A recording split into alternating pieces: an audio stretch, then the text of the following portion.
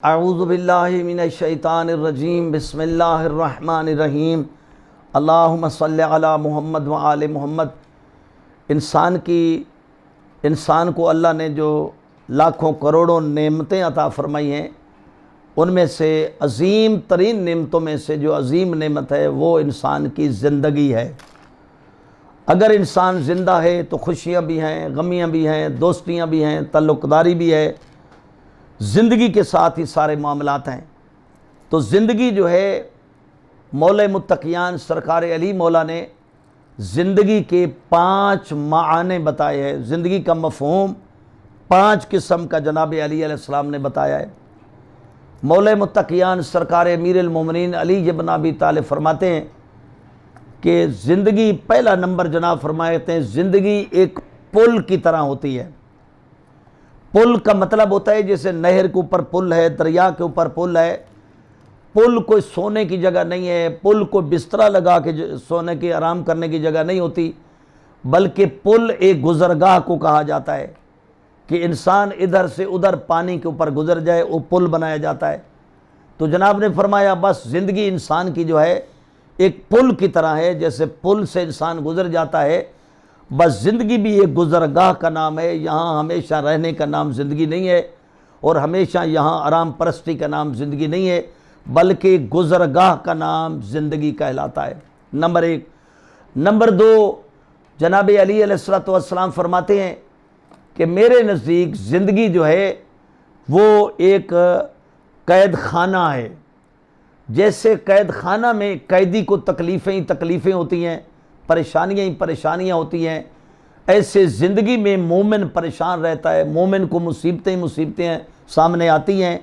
یعنی ایک مرکز مصائب، مرکز مصیبتیں جو ہیں وہ زندگی انسان کی ہوتی ہے۔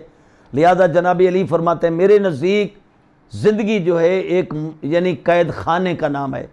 جیسے قیدی قید خانے میں تڑپتا رہتا ہے، ایسے مومن بھی زندگی میں تڑپتا رہتا ہے، اور آخرت کی طرح مومن کا خیال زیادہ ہوتا ہے۔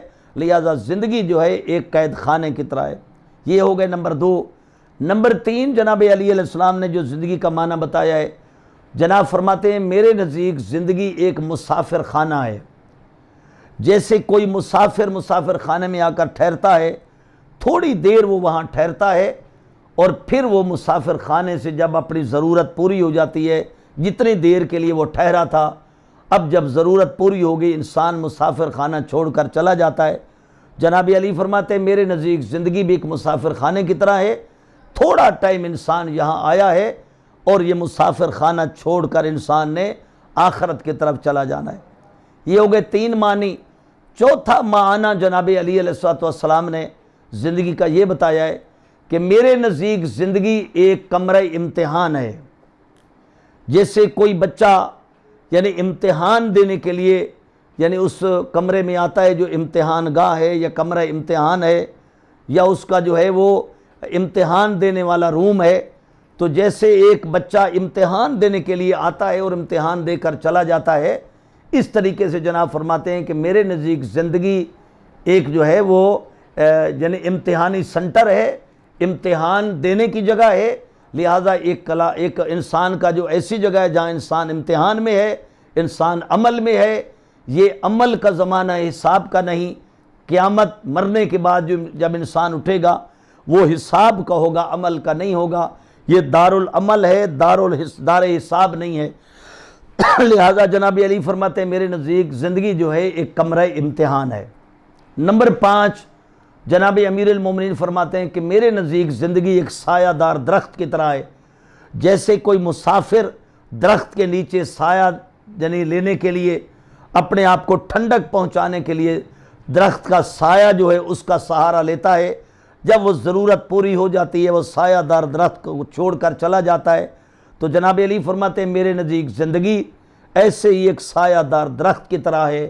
اللہ ہمیں اس نعمت زندگی کی قدر کرنے کی توفیق عطا فرمائے، اور یہ زندگی جو اللہ کی امانت ہے، اللہ کی امانت کو صحیح استعمال کرنے کی، صحیح خرچ کرنے کی خدا توفیق عطا فرمائے، اور اس زندگی میں رہ کر اتنے اچھے اعمال کریں کہ ہماری آخرت سنور جائے، اور ہمیں اپنی آخرت زندگی میں بنانے کی اللہ توفیق عطا فرمائے۔ چونکہ زندگی دارالعمل ہے، دارالحساب نہیں، آخرت جو ہوگی دار حساب ہوگا، دار عمل نہیں ہوگا۔ لہذا ہمیں یہاں رہ کر اچھے اعمال کرنے کی خدا توفیق عطا فرمائے۔ اللہم صلی علی محمد و آل محمد۔